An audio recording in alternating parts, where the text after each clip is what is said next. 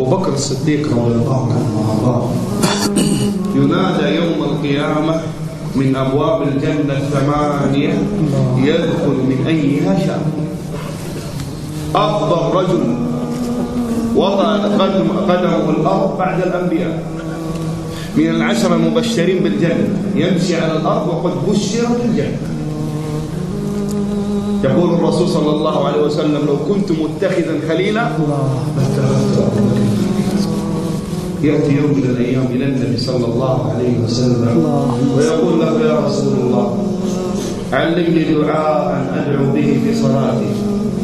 فقال له النبي صلى الله عليه وسلم: يا أبا بكر قل: اللهم إني ظلمت نفسي ظلما كثيرا ولا يغفر الذنوب إلا أنت فاغفر لي مغفرة من عندك وارحمني إنك أنت الغفور الرحيم.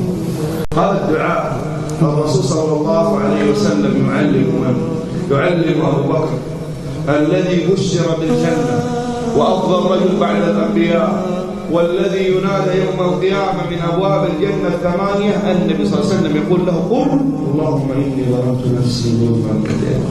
طيب يا أخوان، أنا وأنت إيش نقول استغفر الله استغفر الله استغفر الله، نكثر من التوبة، نكثر من الاستغفار، نقوم من هذا المجلس وكل واحد منا راجع حساباته مع الله وأعلنها توبة صادقة مع الله سبحانه.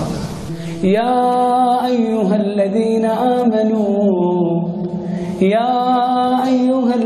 آمنوا توبوا إلى